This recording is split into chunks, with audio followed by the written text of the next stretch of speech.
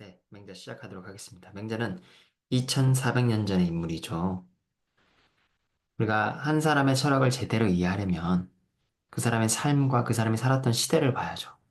시대적으로는 맹자는 전국시대였어요. 전국시대. 맹자보다 앞섰던 또 다른 한 사람, 공자죠. 맹자와 공자는 100년의 공백기가 있습니다. 이 공백기, 맹자는 공자의 사상을 이어받아서 그 공자의 사상을 견고하고 탄탄하게 만들었다는 평가를 받아요. 두 사람의 사상을 공맹사상이라고 부르는 것은 그만큼 공자와 맹자 철학이 강하게 연결되어 있기 때문이라고 이해하시면 될 것 같습니다. 공자의 철학이 우리가 논어를 통해서 본 것처럼 인과 예, 공자의 철학은 인과 예가 조화롭게 되는 상태를 말하는 거예요. 이는 사람의 본성을 말하고요. 이 본성의 결과, 행동으로 나타난 게 예예요. 마음이 인이라면 예는 행동입니다. 내용이 인이라면 예는 형식인 거예요. 그럼 맹자는 어떠냐? 상당히 유사하죠. 인, 을을 강력하게 말합니다.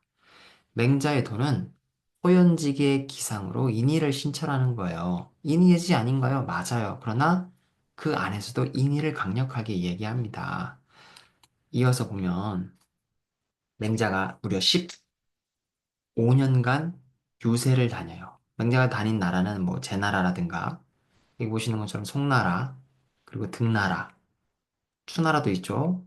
그리고 우리가 지금 오늘 이 시갈 볼 양나라까지 양나라의 왕을 만나러 갑니다. 맹자가 양나라까지 무려 15년간 자기의 철학을 가지고 수많은 제후들을 만나러 가지만 자신의 뜻을 펼치지 못하죠. 맹자의 사상적 시대는 전국시대입니다. 전국시대. 전국시대가 어떤 나라죠? 주나라, 천자의 나라의 주나라의 질서가 무너지고 제후들이 각축을 벌인다는 점에서는 춘추시대와 전국시대는 같아요. 같아요. 그러나 전국시대는 이름 그대로 전쟁, 나라국, 모든 나라가 전쟁하는 나라의 시대인 거예요. 각국이 서로 다투는 전란의 시기인 거죠. 그냥 한마디로 난세예요. 이 난세 때 보세요. 이 난세 때 큰 일곱 개의 영웅 같은 힘이 센 나라를 전국시대는 칠웅이라고 하고요. 춘추시대는 오패라고 하죠. 다섯 개의 큰 나라, 칠옹. 이 칠옹 가운데 진초재연 보이죠? 진초재연. 그리고 가운데 이 진나라가 한, 위, 조로 쪼개져요. 한, 위, 조. 진나라의 유력한 대부 집안이었던 한씨, 위씨, 조씨가 자신의 상관이었던 제호를 몰아내고 스스로 권력을 찬탈하는 이때 진나라, 한나라, 진나라가 위나라, 한나라, 조나라로 쪼개진다 했죠. 대부가 제후를 뒤집습니다. 서열상 제후 아래 대부잖아요. 하극상이 벌어진 이 시기를 기점으로 춘추시대와 전국시대로 나눠요. 그래서 천자의 나라 주나라는 이제 춘추시대 때 제후국에 대한 미약한 통제력이 있었는데 전국시대 때는 통하지가 않습니다. 그게 지금 우리가 볼 맹자의 시기인 거예요. 다시 한번 정리해 볼게요. 맹자의 시기는 난세의 시기예요. 근데 맹자는 이 난세의 시기에 자신보다 100년 앞섰던 공자의 재건을 선언합니다. 거기에 자기 철학을 가미하죠. 뭘로? 인과 의로써. 공자의 철학은 한마디로 왕도정치예요. 왕도정치. 그럼 왕도정치가 도대체 뭐냐? 바로 인의. 인이라는 것은 제가 아까 말했죠? 사람 안에 하늘이 부여한 사람을 사랑하고 국리를 여기는 마음, 그게 인이에요. 의는요? 의는 올바름이죠, 올바름. 다른 사람을 사랑으로 대하고 올바름을 추구하는 것이 인인데요. 군주는 이것을 바탕으로 덕을 실천해서 백성을 풍요롭게 하는 것이 뭐라고요? 바로 왕도 정치예요. 자, 이 왕도 정치를 구사할 수 있어야 바로 맹자가 말하는 백성의 민심을 얻는 왕도 정치가 구현되는 나라인 거예요. 그럼 왕도 정치라고 하는 것이 어려운가요? 백성을 사랑하고 올바르게 백성을 대하는 거예요. 그래서 오늘 지금 우리가 만날 양의왕이 말해요. 맹자, 이렇게 천리를 마다하지 않고 놀러 왔는데, 놀러 온 게 아니라 우리나라를 왔는데, 우리나라에 좀 이익이 될 만한 거 좀 있겠냐? 라고 하자. 맹자가 뭐라죠? 어찌 하필 리를 말하십니까? 오직 인의만 있을 따름입니다. 라고 얘기합니다. 자, 정리. 왕도 정치는 백성을 위한 정치죠. 백성을 위한 정치니까 인의를 가지고 여민동락, 백성과 여 함께 동고동락하는 거예요. 백성이 함께 즐거워하는 거예요. 그리고 백성이 근본, 민본, 백성이 본이 근본이라는 거죠. 보세요. 진심에 있는 아주 유명한 문장인데요. 백성은 귀하대요. 사직은 그 다음, 임금은요 가장 낮아요. 경시된단 말이에요.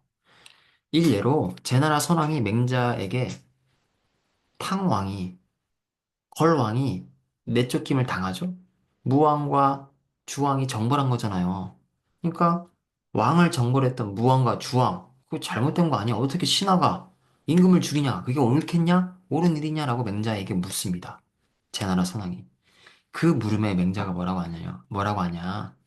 걸과 주는 인의를 해친 왕이 아니라 인의를 해친 한 명의 사내일 뿐이라고. 즉, 왕이 될 자격이 없다라고 말해요. 그 근거가 뭐냐? 천명은 항상 일정하지 않다. 천명이라는 게 뭐예요? 백성으로부터 민심을 얻은 사람. 그 백성으로부터 민심을 얻은 자는 하늘의 명을 받아요. 천자로서. 근데 백성의 민심을 잃었잖아요. 그럼 하늘의 명이 잃는 거예요, 백성에게. 그래서 하나의 사내일 뿐이라고 맹자는 얘기합니다. 자, 우리가 대학과 중용에서 줄기차게 봤어요. 인의. 자, 인 하나만 가지고 얘기할게요. 인을 가지고 백성에게 민심을 얻는다. 인이 뭐죠? 사람답다. 사람답다는 게 뭐죠? 안에 측은지심이 있는 거잖아요. 사랑하는 마음이 있는 거죠. 그 인을 실천하는 방법은 간단해요. 뭘로써? 충과 서로써.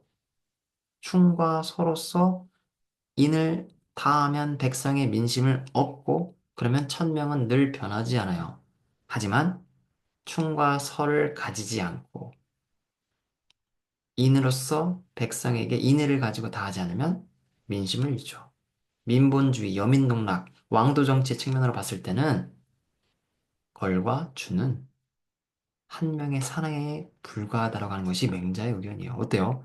맹자는 상당히 진보적입니다. 당시 2400년 전에 욕망과 무력, 힘이 지배하는 이 시대 때 얼마나 급진적인 이야기를 맹자가 펼쳐냈는지 공자는 그런 얘기 안 하거든요. 자, 왕도 정치에 반대되는 말이 패도 정치죠. 패도 정치는 뭐예요? 상반되는 개념인데 힘으로 다스리는 정치를 말해요. 전국 시대에 힘으로 칠 웅이 서로 먹히고 먹히는 합종 연행하는 시대인 거잖아요. 맹자에서 아주 유명한 사자성어 뭐죠? 엿먹구어예요. 이 엿먹구어라는 것은 힘으로 전쟁을 일으켜 천하를 통일하겠다고 하는 그 태도는 나무 위에 올라가서 물고기를 얻으려는 어리석은 행동이라는 사자성어예요. 이게 바로 맹자에서 나옵니다. 자, 더 하고 싶지만 이 정도로 한번 마무리해 볼게요. 맹자의 말에 따르면 군자의 미덕이라는 것은 인의예지예요. 인의예지. 이것을 우리가 공손추 상에서 보면은 유자 입정에서 확인할 수 있는데요. 이 유자 입정에서 한 명의 아이가 우물에 막 빠지려고 하고 있습니다. 그때 맹자가 이렇게 말합니다. 아이가 우물에 빠지려고 할 때 그 아이가 불쌍해서 구하려고 하는 마음, 그게 측은지심이에요. 그 측은지심이 사람에게 다 있대요. 하늘이 다 부여했기 때문에. 그게 본성이에요. 그게 불인인지심이에요. 사람으로서 차마 버티고 인내하지 못하는 마음, 불쌍하잖아요. 우물 안에 들어갔으니까. 측은지심이 생기는 거, 이와 유사하게 수호지심 뭐예요? 부도덕한 행위, 도덕적이지 못한 일을 했을 때 수치심, 사형지심은 뭐예요? 남을 배려하는 마음, 나를 낮추고 배려하는 마음, 옳고 그름을 구별하는 마음, 이 네 가지의 마음이 네 가지의 단서라는 거예요. 뭐의 단서? 인의예지의 단서예요. 정리할게요. 군자는 인의예지를 갖추고 있습니다. 이거는 본성이에요. 그 인의예지가 본성이라는 것을 우리가 간단히 알 수 있는 방법이 측은지심, 수호지심, 사행지심, 십이지심이에요. 이 네 가지 단서로 우리가 이미지를 확충, 이룰 수 있다는 것을 맹자는 말해요. 즉, 맹자는 다 그런 재능이 있다라고 말해요. 맹자가 보는 사람의 관점, 맹자가 사람을 관찰했을 때, 유자 입장을 봤을 때는 사람에게는 이미지가 있다고 판단하는 거예요. 그럼 군자뿐만이 아니라 왕이라는 사람도 이미지를 갖고, 인의를 갖고 민본 정치를 할 수 있다라고 보는 게 맹자 이야기입니다. 자, 좀 길어졌는데요. 이제부터 볼게요. 우리가 맹자를 읽을 때는 조금 조심할 게 있습니다. 바로 출제자의 입장으로서 포인트들을 정리해야 돼요. 맹자는 무려 한글 페이지로 40페이지예요. 다 읽어내는 건 좋아요. 근데 세 번, 네 번, 10회독 다 할 수 없어요. 그래서 숙독을 하시면서 이후에 시험이 다가올 때는 출제자의 포인트로서 빈칸이라든가 뭐 추론한 내용을 우리가 미리 색깔펜으로 체크해 나가면서 읽어내셔야 돼요. 예를 들어서 제가 보여줄게요. 이제 문제풀이로서 확인하실 수 있는데요. 이 1편을 보시고 문제풀이를 확인하신 다음에 양해왕 2편을 보시면 됩니다. 한번 같이 볼게요. 맹자가 양해왕, 한위조, 대부죠. 대부가 잘라졌잖아요. 진나라가. 그 중에 대부였던 양해왕을 만납니다. 현. 알현자이기도 하지만 볼견자예요. 양해왕이 대부였기 때문에 볼견자로도 볼 수 있지만 어찌됐든 양해왕을 만나러 갑니다. 그러자 왕이 말하죠. 늙은이시여. 여기서 늙은이라고 하는 것은 맹자죠. 헌자를 말하기도 합니다. 맹자여, 천리를 마다하지 않고 오셨네요. 역시 장차 있겠습니까? 이 써있자는 방도예요. 무슨 방도? 우리나라를 이롭게 할 만한 방도가 있겠습니까? 아주 패도 정치의 시각으로 질문하죠. 그러자 맹자가 말합니다. 왕이시여 하필 왜 니를 말하죠? 인의가 있을 뿐이에요. 왕이 말합니다. 만약 이 맹자가 얘기하는 거예요. 왕이 어찌하면 우리나라의 이익이 되겠냐라고 말하신다면 왕 밑에 있는 대부도 어떻게 하면 우리 집안의 이익이 될까? 그 밑에 있는 백성 서인도 내 몸에 어떻게 하면 이득이 될까? 말해요. 상하, 교대로 정이라고 하면 취하다. 리를 취하여서 나라가 어떻게 돼요? 위태롭게 됩니다. 위태롭게 됩니다. 자, 임금이 자기의 이익을 우선하면 어떻게 될까요? 그 대답을 이렇게 말하는 거예요. 임금이 그렇게 질문하면서 가문의 이익 또는 자기의 이익을 생각하면 그 밑에 있는 백성, 자기 몸 이렇게 할 생각만 하지. 나라 안의 모든 사람이 상하로 자기 이익만 생각하면 나라 위태로운 거 당연한 거 아니야? 한 나라에 가장 영향력 있는 임금, 그 사람이 임금이잖아. 군주잖아. 윗물이 맑아야 아랫물이 맑은 법. 왕도 정치의 시작은 군주라고 보는 게 맹자 이야기입니다. 만승지국이 기군자.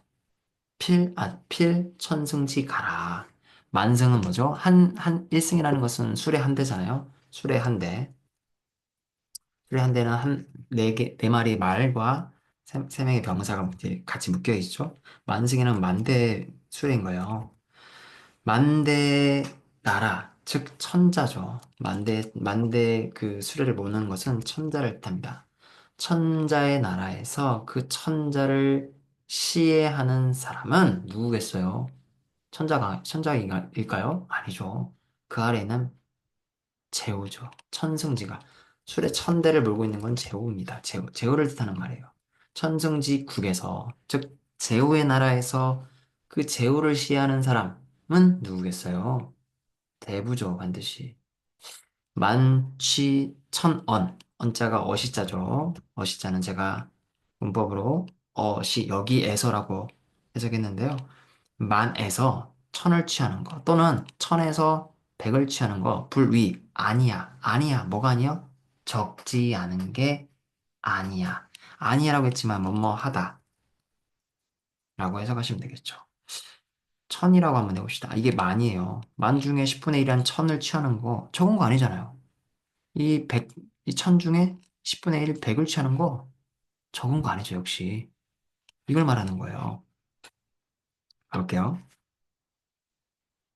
적은 게 아니야. 그런데 만약에 하다, 뒤로 하다, 이늘을 뒤로 하고, 리를 앞으로 하면, 리를 먼저 취하고자 하면, 불탈불렴, 뺏지 않으면 불렴, 만족할 염자죠? 만족을 못해요. 만족을 못해요. 리를 취하면 반드시 뺏어야 합니다. 미유. 그런 경우는 없습니다. 인한데, 사랑하는데, 사랑하는 측은한 마음이 있는데, 그 부모를 버리는 경우는 미유. 없어요. 의로운데, 인을 갖고 있는데, 그 군주를 시해하는 경우는, 뒤로 하는 경우는 미유. 없습니다. 왕이시여. 시해 당하고 싶습니까? 왜 리를 말하죠? 이는만 있을 따름입니다. 왜 리를 말합니까? 자, 그럼 제가 출제자의 포인트에서 정리해보라고 했잖아요. 이런 거예요. 이런 문장을 주고 여기다가 빈칸을 내서 인을 충분히 낼 수 있지 않을까요? 이런 걸 생각하시면서 체크를 한번 해보시라는 거예요. 자, 이제 맹자가 다시 양희왕을 또 만나러 갔습니다. 왕이 서서 연못 위에, 연못소잖아요. 못소. 연못 위에 서서 오라보는 거예요. 기러기나 이런 그 새들을, 사슴인을. 그러면서 말하는 거예요. 어진 사람도 역시 또한 이런 경치를, 자연을 즐기겠죠? 라고 질문하는 거예요. 그래서 맹자가 말하죠. 어진 사람이어야만이 그 이후에 반드시 이걸 즐길 수 있어요. 너 어지냐? 너 어질지 않아? 이런 함축적인 의미가 있습니다. 불연자는 이것이 있어도 즐기지 못해요. 시에 뭐라고 했는지 한번 같이 보도록 하겠습니다. 시에 경시 영대 경이라는 것은 측량하다 재는 거예요. 재서 시작했어요. 영대를 재고 영이라고 하는 것은 어 꾀할 못자에다가 모위 한자로 바꿔볼게요. 꾀하다 꾀모 그러니까 그 꾀하고 계획하고 도모하는 거예요. 측량하고 도모했어요. 만들려면 그렇게 해야 하잖아요. 측량해야 하잖아요. 그래서 서민이 공이라고 하는 것은 만들 작자를 뜻합니다. 만들었어요. 백성이 와서 만들어주는 거예요. 하루도 안 돼서, 일이라는 것은 일일이에요. 하루도 안 돼서 완성이 됐어요. 하루도 안 돼서 완성이 됐는데, 이 측량할 때 비로소 극이라고 하는 것은 자주 극 또는 빠를 극자라고 해석하시는데요. 여기서는 빠르다라고 해석하시면 돼요. 서두르지 마. 하루도 안 돼서 완성이 됐는데, 서두르지 마. 백성이 자식처럼 와서 서두르지 말라고 하는데도 백성이 자식처럼 와갖고 그걸 막 만들어주려고 하는 그 상황인 거죠. 왕이 그 신령한 동산에 서서, 서서, 저희가 한번 그림을 그립시다. 자, 이게 동산이에요. 여기 연못 있고, 여기 사각에 대가 있다고 합시다. 여기에는 기러기가 날아다녀요. 그리고 여기는 사슴이 뿔, 이렇게 엎드려 앉아 있어요. 여기 왕이 서 있습니다. 이 그림을 보시면서 한번 해석을 같이 해볼게요. 왕이 동산에 있습니다. 암사슴과 숫사슴이 바유자잖아요. 바유. 뭐뭐 하는 엎드려 있는 바예요. 또 암사슴과 숫사슴이 탁탁이라는 것은 살찌우고 빛나는 모양이에요. 그리고 날아다니는 흰 새가 학학이라는 것은 희고 깨끗한 모양을 형용한 거예요. 왕이 그 신령한 영소에 또 영소에 있으니 자 보세요. 동산에도 있고 영소에 있으니 그 영소에는 여기서는 감탄사 오입니다. 차다인 뭐가 차 있어요? 물고기가 꽉 차 있어서 뛰노는 모습이에요. 이건 시입니다. 이 시를 읽으면서 이러한 모습을 한번 상상해 보시면서 읽으세요. 자, 보세요. 근데 이 시를 왜 얘기했을까? 문왕이 백성의 힘으로써, 문왕이 직접 백성을 부려서 쓴 게 아니라, 백성이 자식처럼 와서 서두르지 마! 라고 했는데 하루도 안 돼서 그게 다 완성됐잖아요. 뭘 한 거예요? 그 영대를 만들고 영소를 만들었어요. 그리고 백성이 기뻐하며 그걸 즐깁니다. 그리고 말합니다. 그 영대와 영소를, 대를 영대라고 하고 그 연못을 영소라고 말하는 거죠. 그리고 그걸 즐겨요. 뭐 한 거를? 사슴과 물고기와 자라가 뛰놀고 있는 그 모든 걸 즐깁니다. 지금 치우고 다시 한번 해석해 볼게요. 옛날 사람들은 여민해락이라고 했습니다. 즉, 백성과 함께 즐긴다라고 했는데요. 역시 동일하게 이러한 내용을 주고 백성이 기뻐하며 함께 즐기니 빈칸 보기를 내면 선택할 만큼 미리 준비를 하시라는 거예요. 그렇기 때문에 능락, 현자는 현명한 사람은 문왕과 같은 아주 현명한 임금은 백성을 사랑하는 임금은 이걸 비로소 즐길 수 있다라고 하는 거예요. 그렇지 않은 사람 누구 있었어요? 걸왕, 주왕 어땠는지 한번 볼게요. 탕서에 이르기를 이 시자를 뜻합니다. 이 시자 한번 그냥 써볼게요. 이 시자는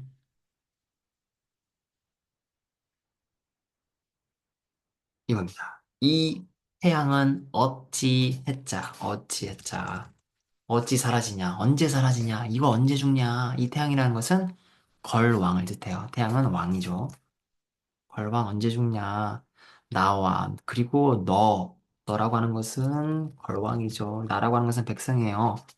함께 죽자. 백성이 그 걸왕과 함께 죽고자 하니, 비록 영대 영소가 있다 한들, 묻 많은 동물과 식물이 있다 한들, 그 같이 죽고자 하는 백성들이 어찌 이것을 즐길 수 있겠냐.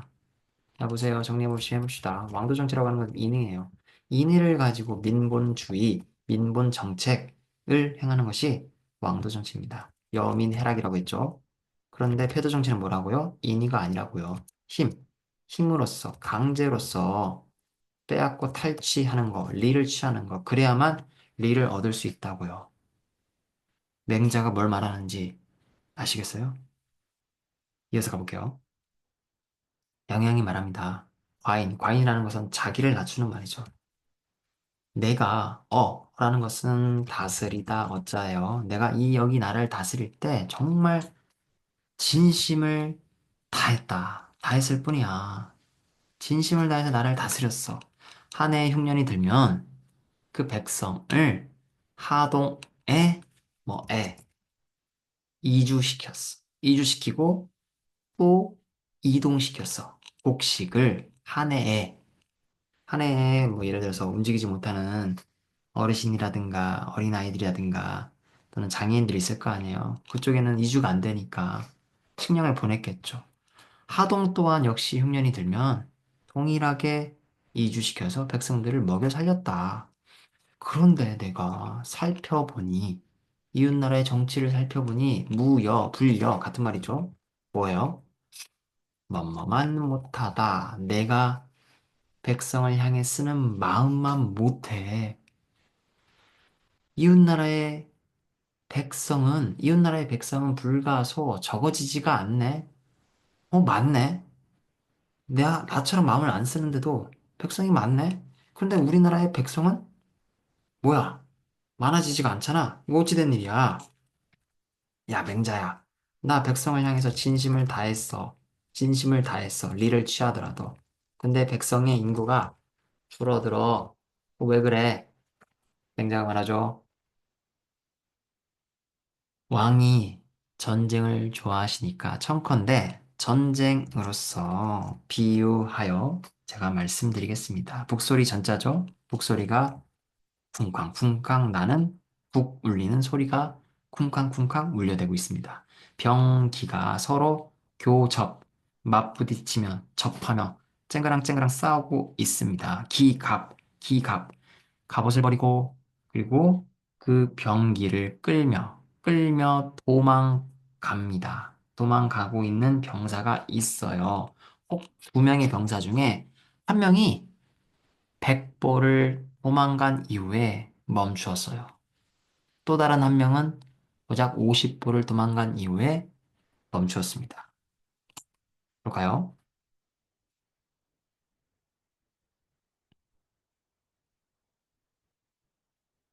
그래서 전쟁 중에 막 도망갑니다.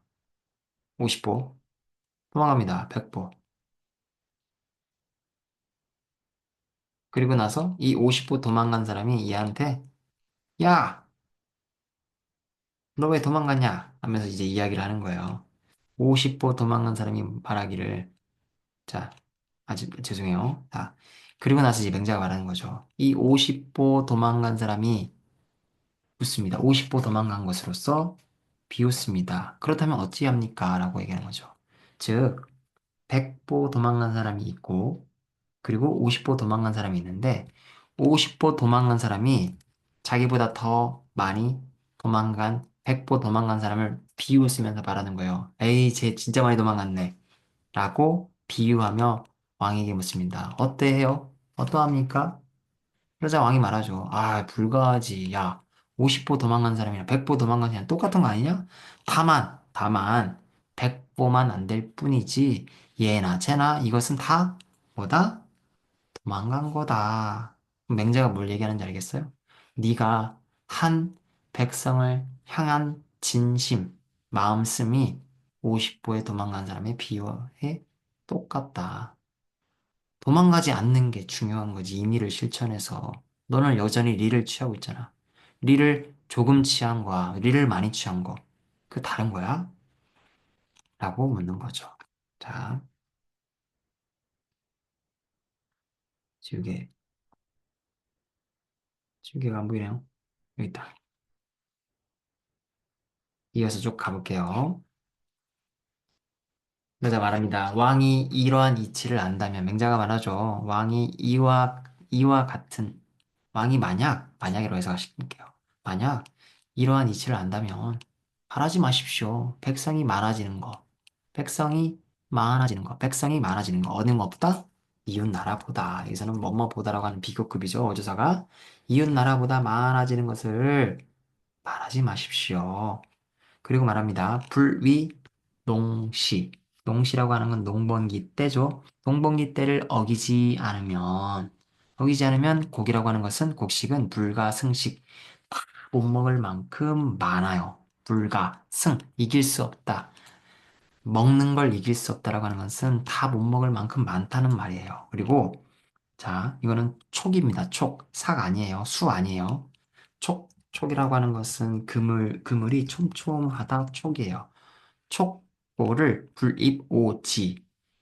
이 촘촘한 그물을 웅덩이의 연못에 집어넣지 않으면 역시 또한 물고기와 자라들이 불가승식 다 못 먹을 만큼 많습니다. 부근이라는 것은 도끼죠.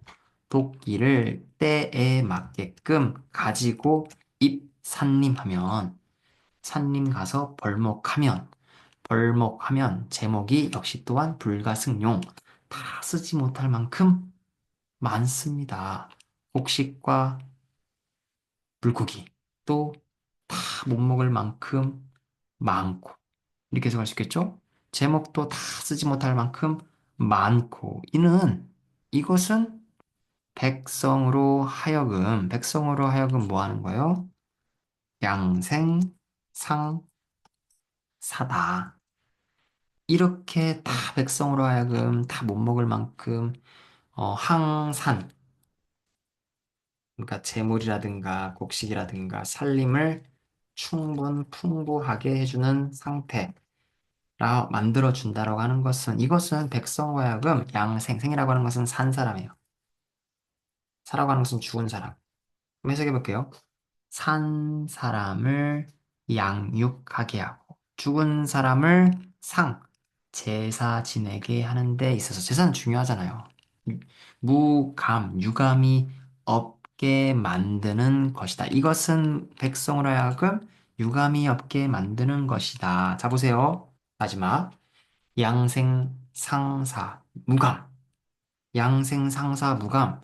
산 사람으로 하여금 잘 양육하게끔 먹여주고, 또 죽은 자로 하여금 뭐라고요? 장사 지내는 데 있어서 부족함이 없게끔 하는 데 있어서 유감이 없게 만드는 것은 왕도지 시다. 왕도 정치의 뭐라고요? 시작이라고 이야기합니다. 이건 참 중요해요. 왜 그러냐? 제가 지금 민본주의, 민본주의, 왕도 정치, 그리고 여민회락을 얘기했는데요. 맹자의 또 중요한 그 주장 중에 하나가 백성들의 생활 안정이에요. 이것이 무엇보다 중요한 덕목이라고 맹자는 말합니다. 백성은 제가 아까 말한 것처럼 근본이에요. 근본이 흔들리면 상부 구조로 유지할 수 없죠. 근본을 안정시키는 것은 바로 생활 안정, 민생 안정이고요. 그 근본을 충족시켜주는 것이 곧 민본주의며 왕조 정치의 시작이라고 맹자는 말하는 거예요. 자, 이제 문제풀이 한번 다시 보시고 그리고 양효양 2편으로 넘어서 진행해 보도록 하겠습니다. 감사합니다.